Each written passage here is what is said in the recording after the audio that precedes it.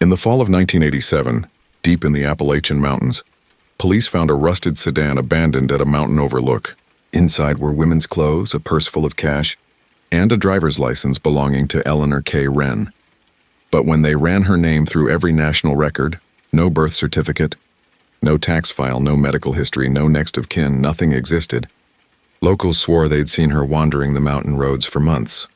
Yet every trace of her past was a ghost story. What began as a missing person investigation soon became something far more unsettling. Someone missing from reality itself. The discovery of the abandoned car at Ravens Hollow in October of 1987 was the first ripple in what would become a wave of unease through the small Appalachian community. It was Harold Vance, a road maintenance worker who stumbled across it on an overcast morning, his truck brakes squealing as he skidded to a stop near the cliff's edge.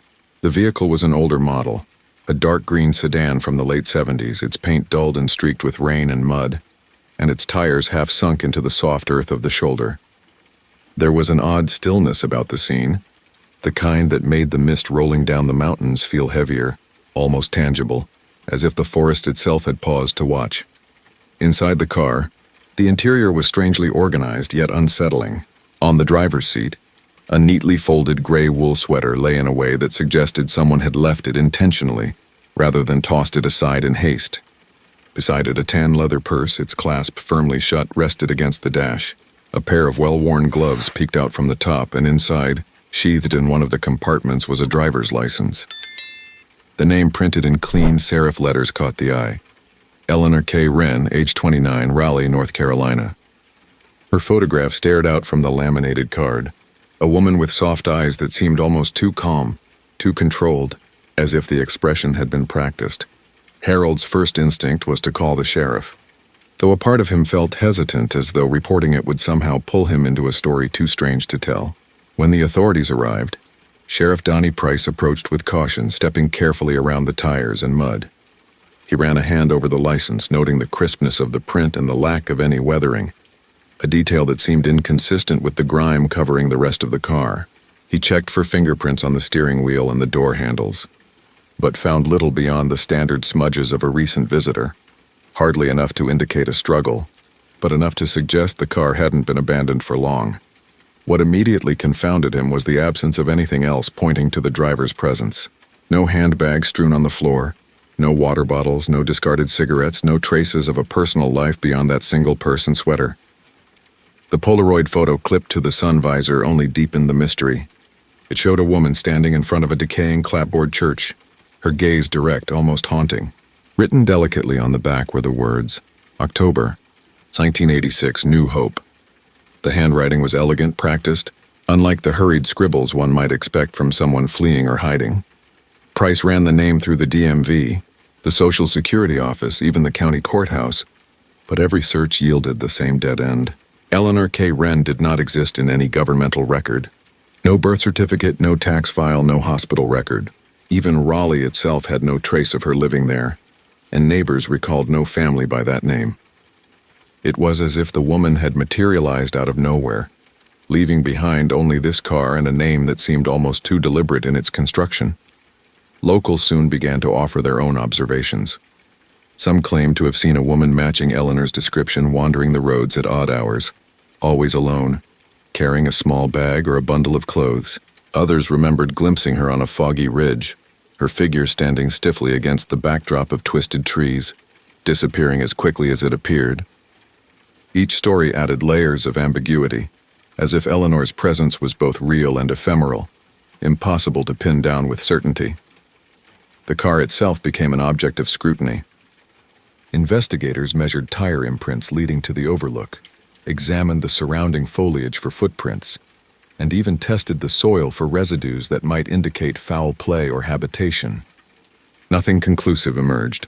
It was a snapshot of absence, a scene meticulously staged by an invisible hand.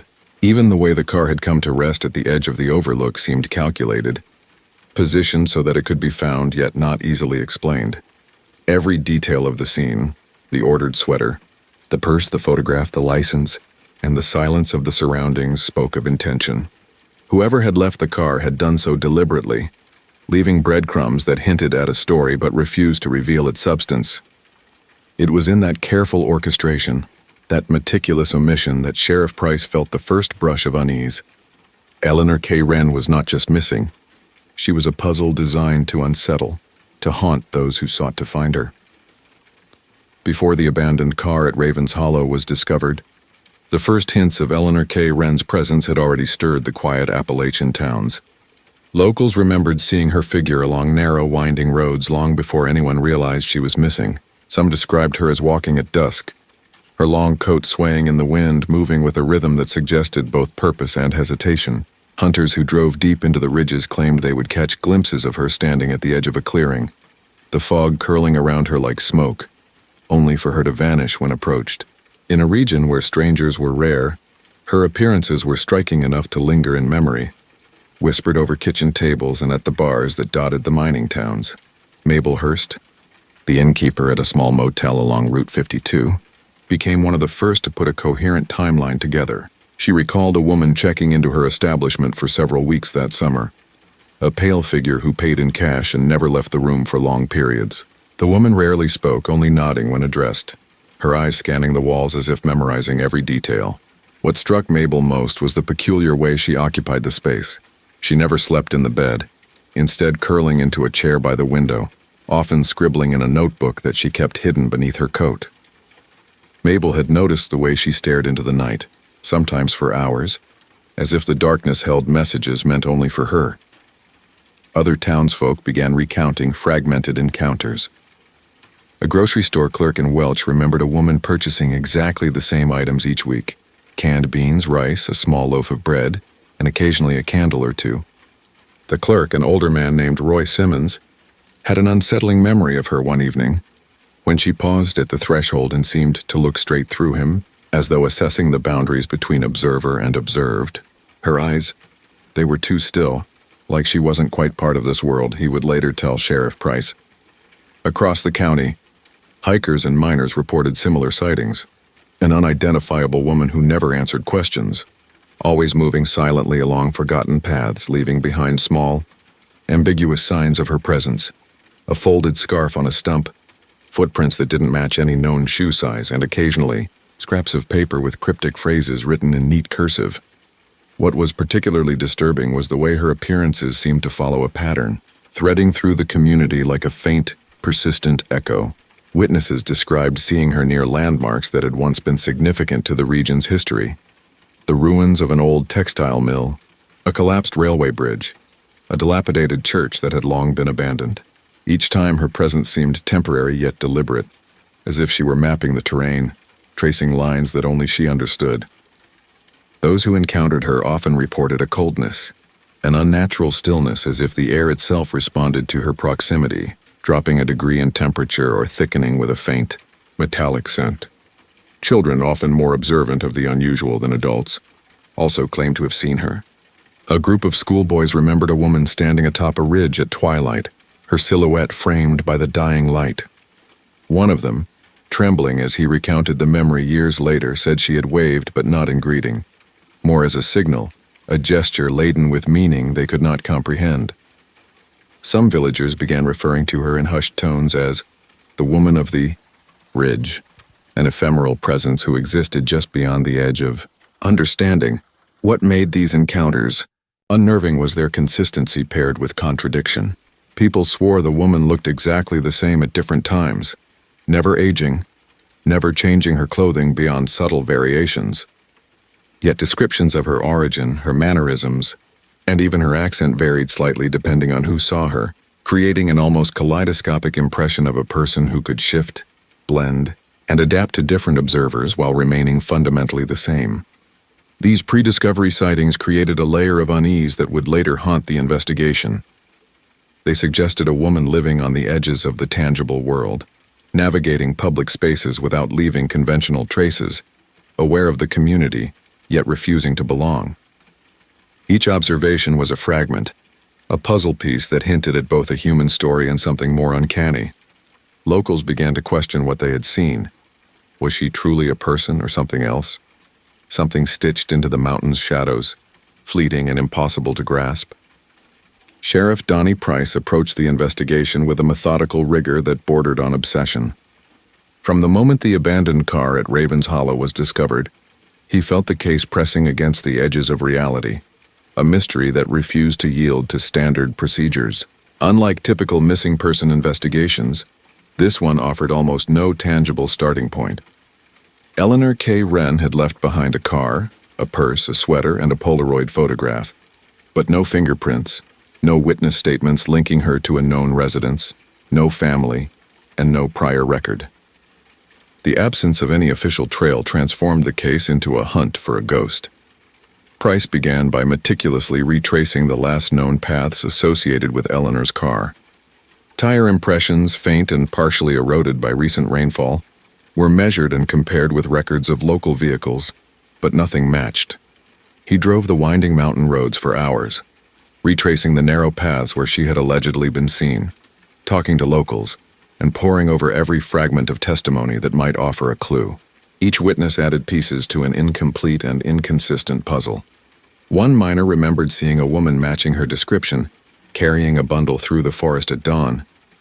Another farmer claimed she had asked for directions to a church that had been abandoned for decades.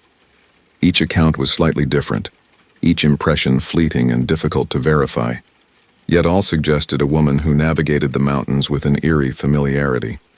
The sheriff expanded the search to public records, digging into property deeds, census logs, and utility accounts. Every name, every address tied to Eleanor K. Wren led to a dead end. She seemed to exist only in the brief encounters of people who thought they saw her. Price considered the possibility that she was using multiple aliases, moving from town to town. But even so, there were no patterns that could explain her sudden and complete erasure from official systems. Every lead prompted more questions than answers, and Price's frustration grew as the days stretched into weeks. As Price delved deeper, he began to encounter subtle signs that something more than human craftiness might be at play.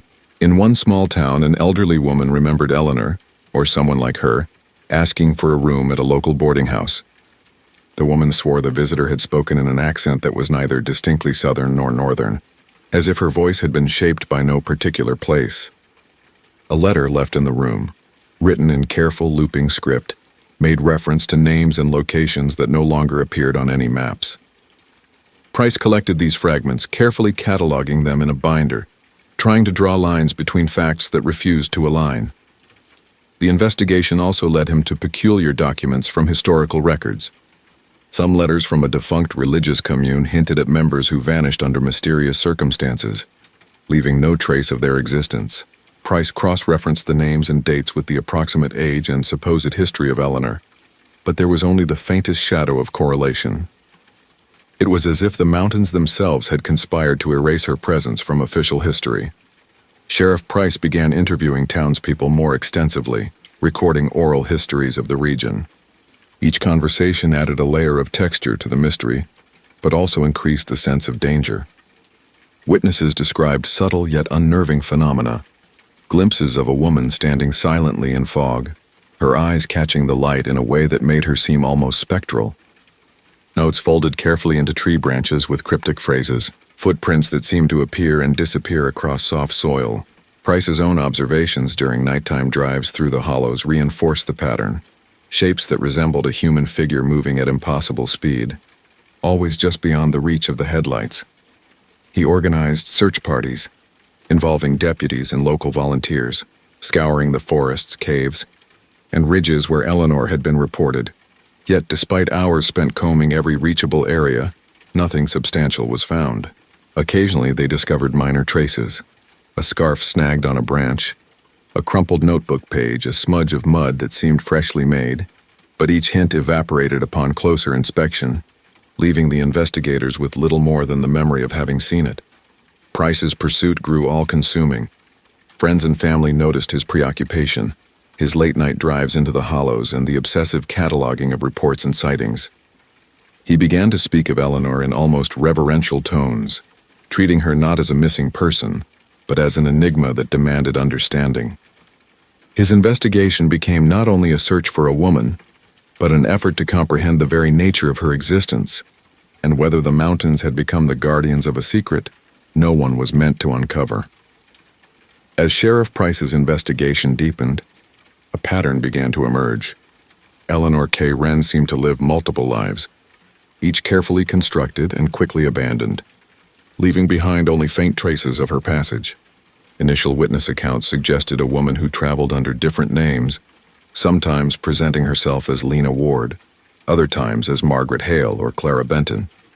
Each identity was accompanied by small, deliberate clues: a handwritten note left at a general store, a book purchased from a second-hand shop, a campfire with scorched letters etched into the surrounding earth. Yet despite these fragments, no identity held up under scrutiny. All government records, tax files, or social documentation returned null results. It was as though she existed only when observed, vanishing from every system designed to confirm human existence. The multiplicity of identities created a sense of disorientation among those who attempted to track her. A miner recalled lending a hand to a woman who introduced herself as Lena, helping her push a broken-down truck along a ridge road. She thanked him with a small cryptic phrase, something about returning to where shadows sleep, before vanishing into the fog. A week later, a shopkeeper in the next town remembered Margaret Hale, asking for a hammer and nails, claiming she was rebuilding a cabin lost to fire and time. Yet when Price traced the addresses and inquiries associated with each persona, he found nothing: empty lots, abandoned buildings, and townsfolk who insisted no one by those names had ever lived nearby. What made these identities particularly unnerving was the meticulous detail with which they were constructed. In each case, Eleanor, or the woman claiming to be her, left just enough evidence to suggest a past, a family, a home, yet every trail ended abruptly. Notes described childhood memories of places that no longer existed. Photographs depicted buildings or streets that had been torn down decades earlier, and receipts bore dates that occasionally predated the supposed identity itself. Investigators often wondered if she was deliberately toying with them, testing the boundaries of reality and memory. Every new alias seemed to function as both a story and a trap, luring the curious into chasing shadows. The presence of these alternate lives became even more pronounced as Price interviewed locals who remembered encounters from months or even years prior. Some described her with slight variations in appearance: a scarf here, a hat there, hair slightly longer or tucked differently. Her speech patterns shifted subtly with each identity, sometimes soft and measured, other times clipped and formal, yet there remained a consistency in her gaze, a quiet intensity that unsettled all who met her. It was as though the core of the woman, the person beneath the personas, was visible only through her eyes, fleeting yet undeniable. Even physical evidence hinted at this duplicity. At one small creek, a makeshift campsite contained remnants of several distinct stays: a worn blanket, a tin cup, and pages of a journal written under one name, while a second journal nearby bore another signature entirely. Scattered among these were maps marked with different routes, some leading to towns that had not existed for decades, others pointing toward abandoned cabins tucked deep into the hollows. Each item suggested careful planning, yet none of it could be tied to a confirmed individual. Sheriff Price began cataloging these alternate identities with an almost obsessive precision, constructing charts that mapped sightings, aliases, and physical traces. He noticed an unsettling rhythm. Eleanor, or whichever identity she assumed, appeared in intervals, always near forgotten landmarks or places that were no longer inhabited. Sometimes she lingered just long enough to be seen and remembered, then disappeared before anyone could fully interact with her. These appearances were like punctuation in an ongoing narrative she authored alone, each one reinforcing the idea that she was operating according to rules that the rest of the world could not comprehend. The complexity of her identities raised questions that went beyond missing person protocols. Was she attempting to hide from something, or someone? Or did she move between these personas for reasons only she understood, leaving a trail designed to confuse, intrigue, or frighten those who sought her? Every alias carried a weight of reality, yet none could withstand scrutiny, leaving behind a residue of doubt that poisoned the minds of those who pursued her. The multiplicity of lives also suggested a deeper connection to the mountains themselves. Locals whispered that she seemed drawn to ruins and abandoned homesteads, places forgotten by time. Yet these sites were often linked to the same historical tragedies or mysteries that haunted the region. In inhabiting these identities, Eleanor appeared to navigate a liminal space between the living and the forgotten, threading herself through communities without ever fully belonging, leaving behind only the echoes of a life that could not exist. As Sheriff Price delved deeper into the investigation, he began noticing an unsettling pattern that stretched far beyond Eleanor K. Wren herself.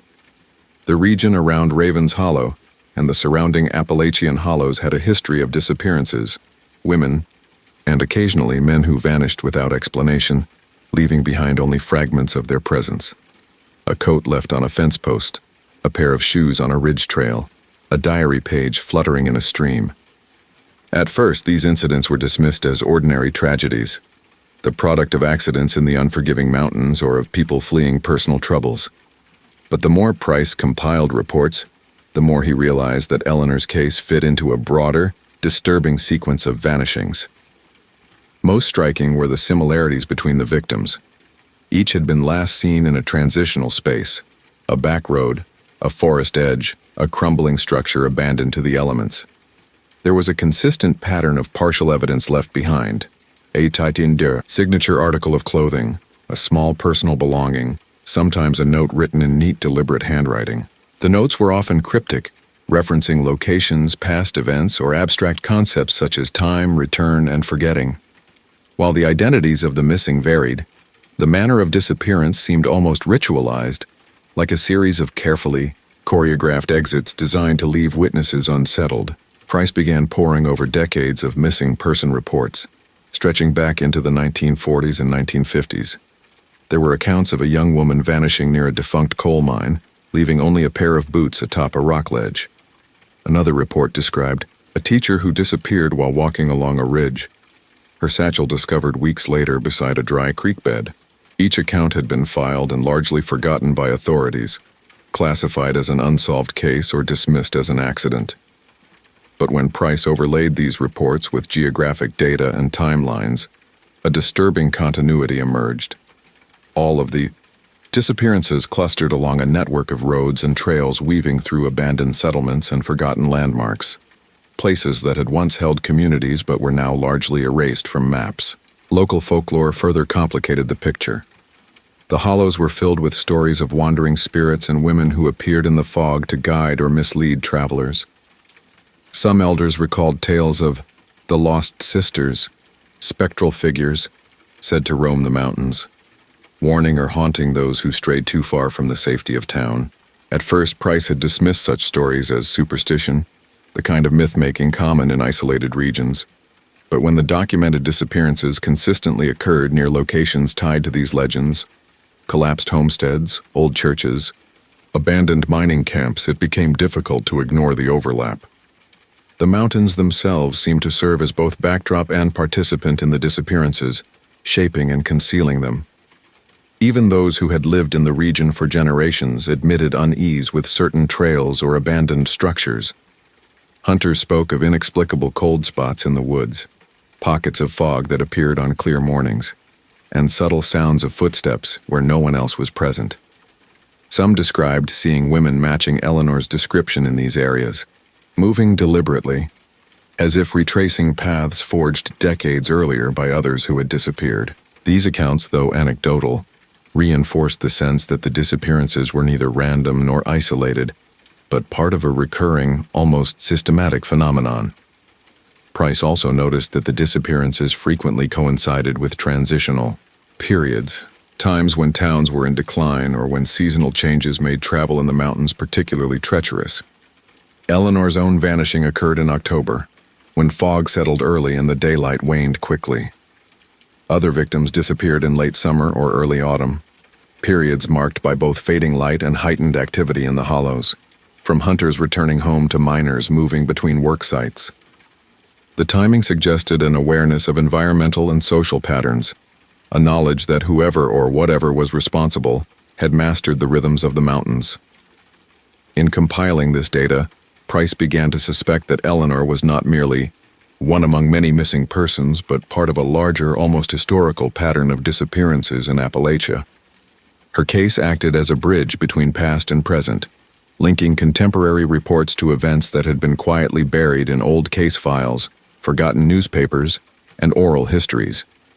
By examining the similarities in timing, location, and the nature, Of the remnants left behind, Price understood that these disappearances formed a network, a web of events threaded through the mountains over decades, each echoing the last, each reinforcing a sense of something deliberate, almost intelligent, guiding the course of those who vanished.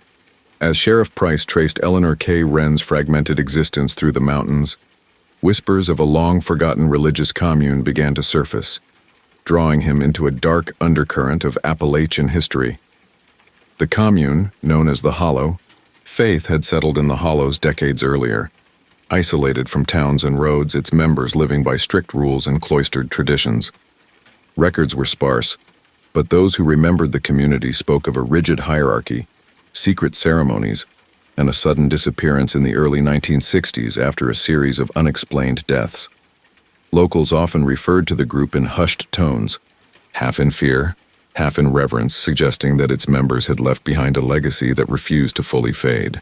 Price discovered that Eleanor's appearances often coincided with locations tied to the commune. She had been sighted near abandoned meeting halls, collapsed cabins, and overgrown paths that matched old maps of hollow faith settlements. Witnesses recalled seeing her pause in front of these ruins, sometimes kneeling in the dirt or leaving small folded papers tucked beneath stones. One farmer described a letter she had left in his mailbox, its ink faded but meticulous, detailing instructions for reaching the place where shadows gather. At first, Price assumed these were eccentricities of a wandering woman, but patterns emerged that suggested deliberate knowledge of the commune's geography and hidden sites. The commune itself was shrouded in mystery. Oral histories described its members as devoted but secretive, adhering to practices that combined Appalachian folk traditions with strict religious ritual. Some elders remembered the hollow faith conducting ceremonies at night, gatherings around bonfires where chants echoed through the hills. Occasionally, members would disappear for days, returning with no explanation, their faces distant, almost changed. When the commune vanished in the early 1960s, no formal records explained their departure.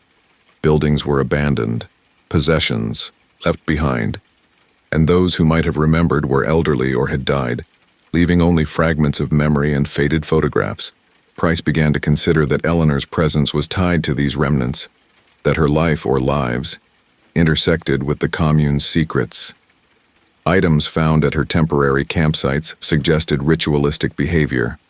Small piles of stones, charred, remnants of letters burned in precise shapes, and markings on trees that resembled symbols once used by Hollow Faith members. These were not random acts of vandalism. They suggested knowledge of the commune's practices and perhaps even a continuation of its mysterious traditions. Witnesses described her as moving with a purpose, pausing to study the remains of long-abandoned cabins or to touch weathered door frames as if acknowledging a presence beyond the living. One particularly chilling encounter occurred when Price followed reports of a figure seen along an overgrown ridge trail. At the site, he found a circle of stones, scorched earth, and a small journal whose pages contained careful, looping script. The entries referenced both the Hollow Faith and Eleanor's previous aliases, blending historical events with cryptic personal observations.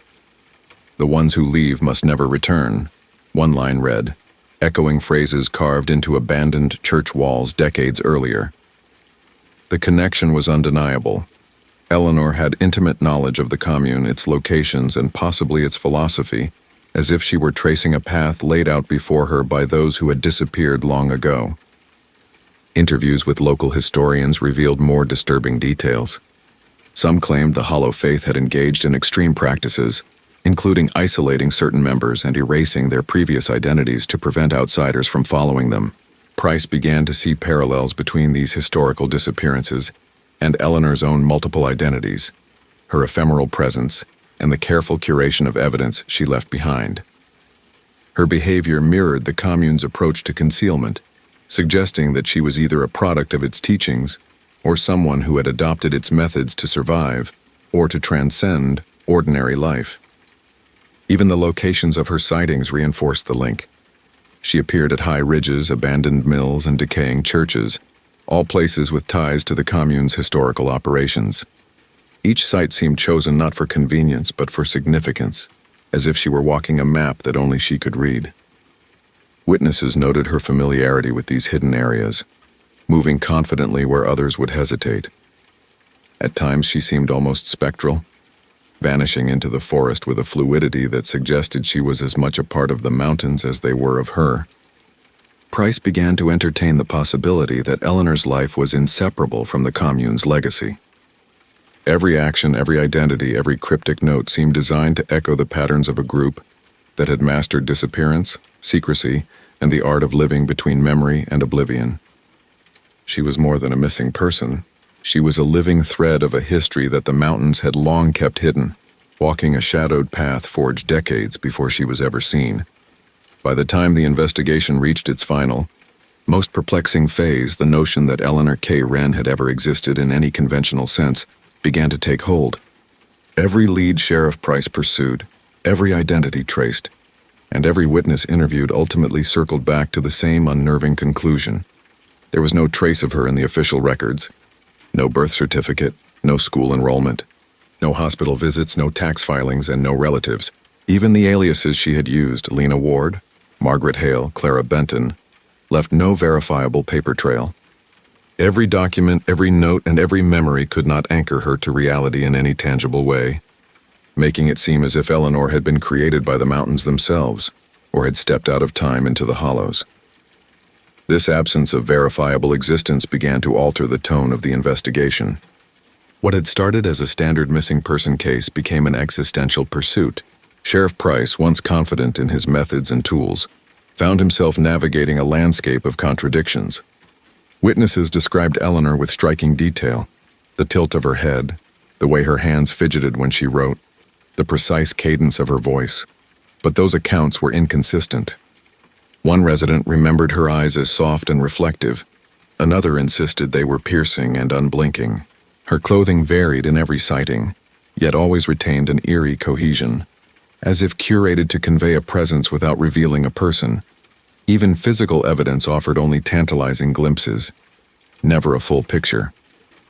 The abandoned car, the Polaroid, and the scattered journals suggested she had once occupied the world of tangible objects. Yet the items themselves often contradicted each other, or defied chronological explanation. Dates written on receipts predated the objects they referenced. Photographs showed buildings long demolished. Handwriting suggested multiple authors, yet only one individual could have created it.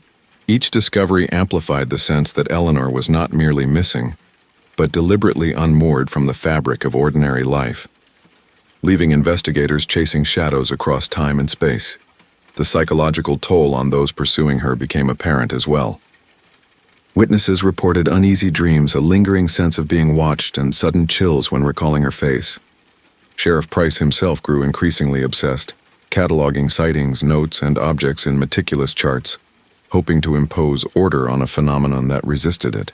The more he sought clarity, the more the threads unraveled, pulling him into a web of uncertainty where fact and legend intertwined.